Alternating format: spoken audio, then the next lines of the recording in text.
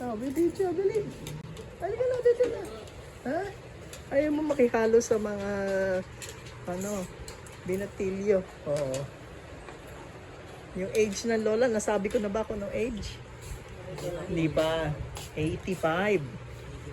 85 years old. No? So, yung age niyo, bawat individual ages niyo ay 7 times ng age ng lola. 7 times ng age ng lola. So, ibig sabihin, mas marami pa kayong tilapiyang kakainin para umabot sa... Pero pag kumain ka ng mustasa, mape-perfect mo palagi ang score mo sa ang test. Magic potion 'yon.